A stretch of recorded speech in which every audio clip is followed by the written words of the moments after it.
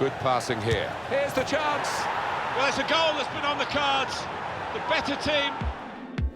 Ever get the feeling you're in a video game deja vu? Seen that thing somewhere before? We know what that's like, and game developers certainly know what it's like. They're the ones making us experience the same thing over and over again. Video games have been around a while at this point, and it's inevitable that they become derivative of one another by following certain formulas. That doesn't stop us from being overly irritated by the lazy rehashing of similar gameplay and plot points. We've decided to put our frustrations into words by making a list of the 10 video game cliches that need to die. When I break in, they're going to come after us. Make sure you're ready. Fuck him! Picture this. You're fighting your way through a mission, enemies in your way are making life difficult. You finally make it to the room on your minimap, only to see a computer terminal. We all know what happens next. A voice over the radio, or your onboard AI, or your companion says, it's locked, let me see if I can get past security. Watch my back while I do this. Or, hacking this is going to trip an alarm. Once this happens, 3 waves of enemies of increasing difficulty show up, we fight, we conquer, and the mission ends. A veritable Veni Vidi Vici. A victory without the satisfaction, however, as we've done this a million times before in different games. You must have tripped the silent alarm. Fallen are getting smarter. Like the entire system is wired to it. I'll work faster. You have to admire the Hive's tenacity. They close this gate every time. Every single time.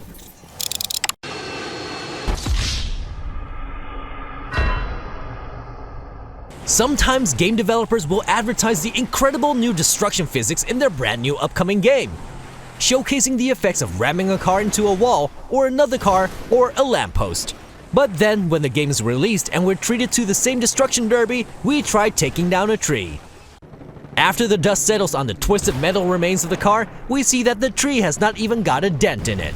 But, as we gamers are stubborn people, we decide that a more aggressive approach needs to be taken.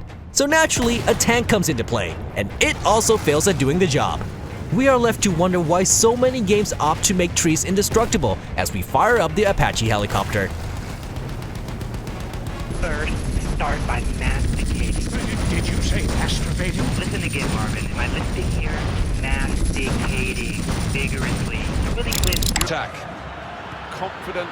This with a chance to go. Well, it's a goal that's been on the cards. Martial. FIFA, Madden, NHL, Call of Duty, Assassin's Creed. We apologize in advance for dragging you through the mud here. It's quite often that developers work on a yearly schedule of releasing a new iteration of their game series in order to keep up with fan demand. It's also quite often that this results in the new games bearing a striking resemblance to their predecessors. It's no wonder really, with the same game engine and largely reused motion capture footage. In the case of sports games, the cliché can be excused to an extent. The world of sport doesn't change dramatically every year. The non-sports games, however, have less of an excuse for putting out identical games with identical plots. Save our city from Templars and save the world from the charismatic bad guy have become clichés in their own right.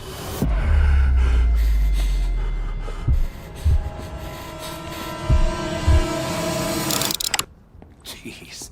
Cleaned up Miami? Get this, they're calling Dawes America's police chief. Where the hell is that from? Ever been stuck on a really challenging boss fight? Failing constantly at the same point?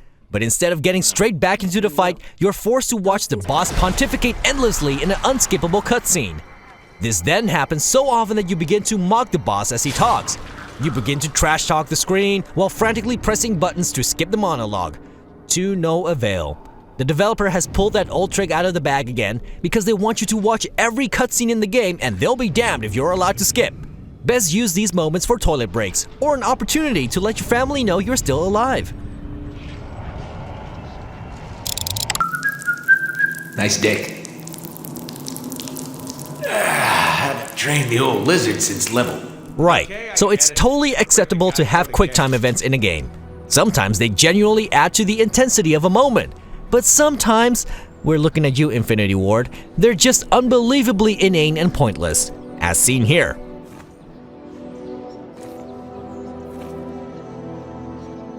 Society is the loser here. However, sometimes a quicktime event can be pointless but still fun. For example, all the non-combat events in Deadpool. That doesn't stop either of them being overused cliches, but we think we can forgive a cliche when it means we get to do things like this. Or this. Or this. Ah, what a game.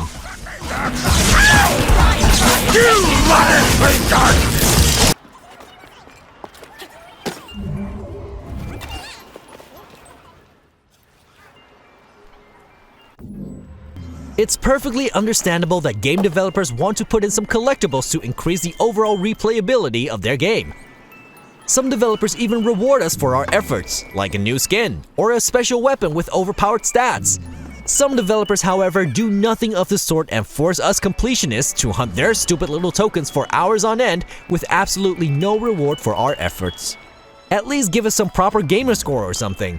We've just spent 30 hours running around the giant sandbox collecting your trinkets, man.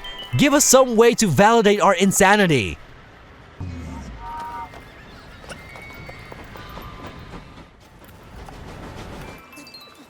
Urbacchione.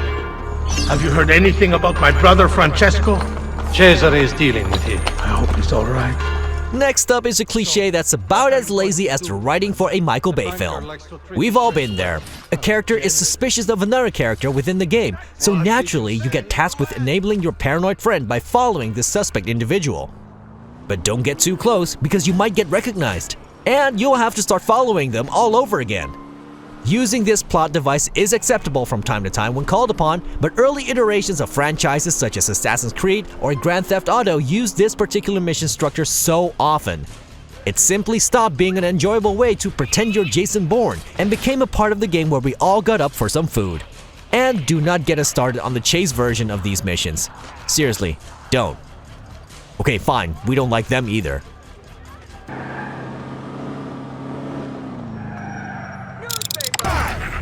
System lock. I need support. Somewhat similar to the follow missions, escort missions are a monumentally lazy plot device in games.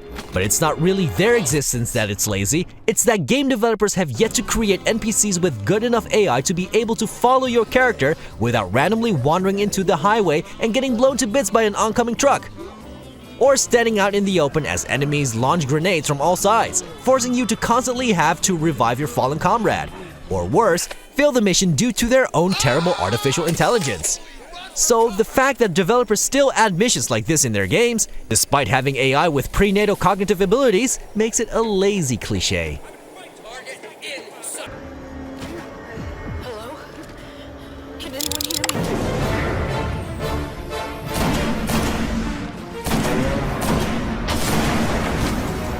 Ah, the bullet sponge boss. If you're wondering what that means, a proper boss fight involves complex mechanics that force the player to succeed with a harmony of speed of thought and quick reactions. A bullet sponge boss is just a big blob of enemy that hits hard and needs a lot of damage to be killed.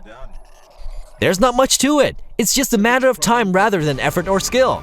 Game developers, we're not naming names, Bungie, quite often refers to this template to keep things simple, which ultimately makes it a cliche.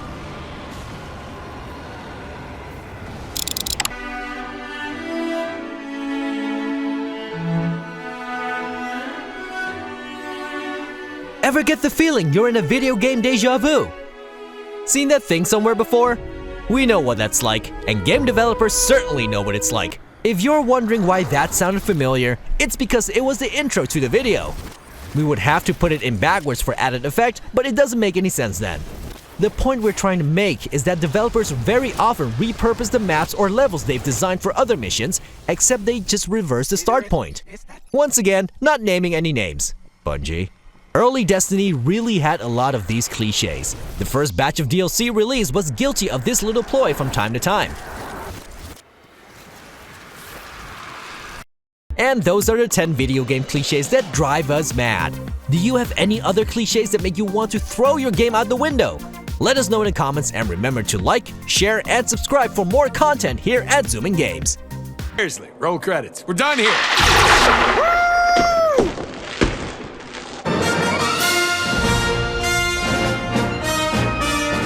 That wasn't Sinister! That was a clone! Damn, Summers, what'd you have for breakfast?